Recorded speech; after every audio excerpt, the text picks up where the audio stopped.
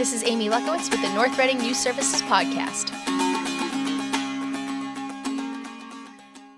Hi, this is Amy, the Director of Youth Services for North Reading, and I am here to talk today about the mentoring program.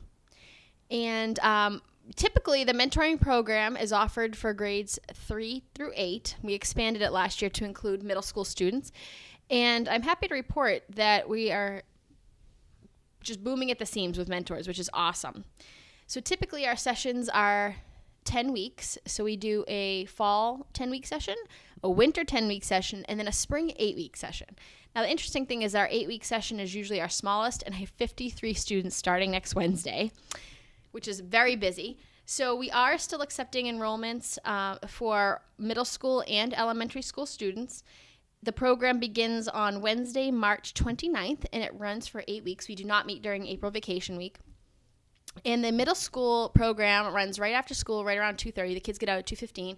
They go to their lockers, and they come and meet me at the middle school / high school library from 2:15, 2:30-ish until 3:45. And then they are dismissed, and the elementary kids come in at 3:45 to 4:45. And the cool thing about this program is a couple of things. The students are matched either one-on-one or two-on-one with our volunteer mentors from the high school. So we have a ton of kids coming in for that. And what they do is a half an hour of homework assistance. I will stress it is not tutoring. It is homework assistance. So how would you would just define it? They just kind of push them in the right direction? Yeah, and they help them correct their homework. Math seems to be the most pressing issue. Or some of the middle school kids in particular have reports that they have to work on. Mm-hmm. And so the high school students help kind of guide them on their online research or in library research. The convenience is that it happens at the school library in the middle school / high school. And so their resources are right there, which is perfect. So we do that for about half an hour, and then we play games that are age appropriate. So typically in the middle school level, they've been really getting into games that are role-playing games. So have you ever played Salem? No, I don't think I have. Salem is a role-playing game that's based on the witch trials. Oh, great.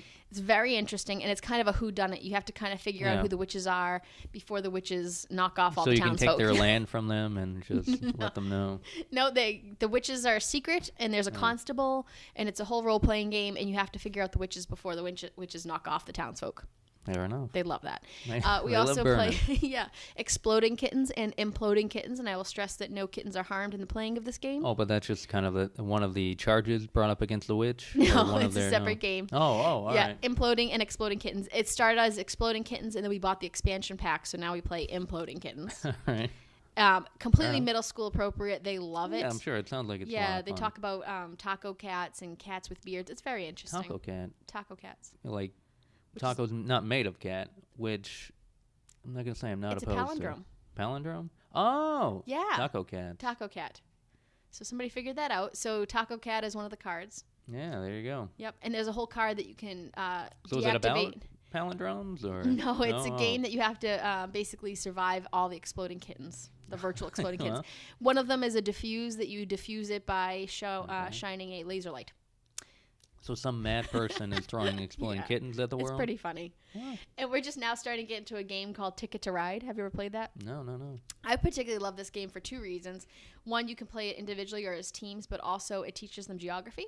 So we have the U.S. version, so you have to establish train routes through different U.S. and some southern Canadian cities. That's kind of cool. It is cool. It's like a Sims for train routing, yeah. There's also a European version, and then sometimes there's actually a version that's just about the Netherlands. So some of the countries have their own.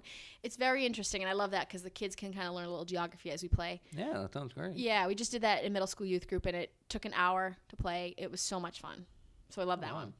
But in the elementary level, we almost always play team-based games. So the kids partner with their mentors in non-competitive game. So their favorite definitely is knee tag. Have you ever played knee tag? What's knee tag? No. Knee tag is a game where you have to tag people from the knee down, but the trick is everybody's at the same time.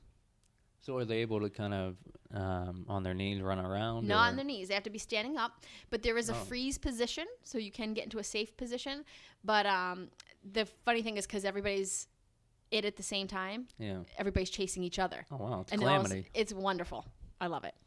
We do a lot of that. We do Family Feud, and we do trivia a lot. So I would encourage anybody who is interested in signing up. I will take maybe 1 or 2 more high school volunteers, but any students from grades 3 to 8 can register at North Reading Youth Services through our website. So it's northreadingma.gov/youth-services, and click on spring programs. Sounds great. It's so much fun. Yeah. And I'm just happy that we have, over 50 kids this session. So that's pretty good. And the mentors, is that 50 mentors or no 50 kids you have? This is 50 total. 50 total. 50 participants, I should say it that way. No, that's great. And they're able to cover each other as far as wow. It's wonderful. Pretty nice. So also that anybody can call me at my my office, 978-357-5281. We can register them online.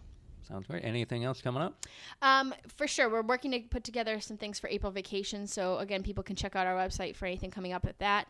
We're doing a day of slime with the with the Flint Memorial Library on Friday of April vacation. So, more info coming on that. It'll be a 2-day thing, or two-event day. So, making slime, and then we're going to do a Mario Kart tournament, which I know doesn't go together, but, all generations point to Mario Kart. Yeah. And the last program I will mention, which I'm very excited about, it's a complement to our reality fair. So the reality fair was a financial literacy program we completed in November for every single junior at the high school. We are now going to... I do remember you talking about that. It was so much fun. Yeah. It was excellent. The kids had to shop around for things like insurance, housing, based on a salary that they pre-selected. So they're now indoctrinated in the horrors of capitalism. Correct. They learned about taxes. There you go.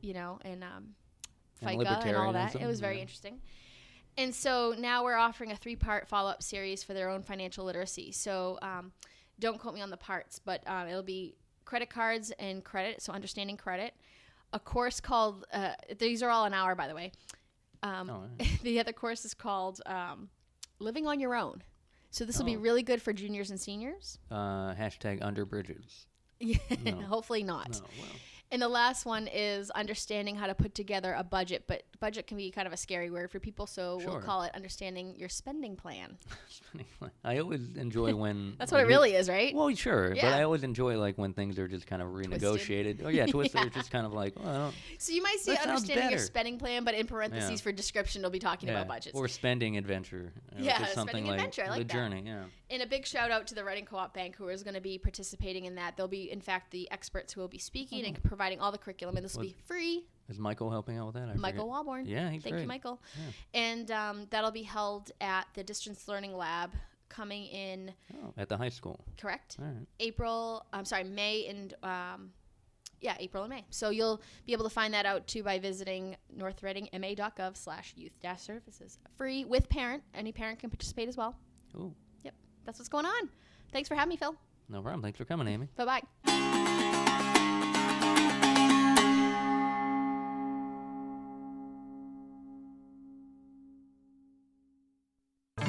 This podcast is part of the Norcast Podcast Network. Check out more podcasts at podomatic.com/Norcam.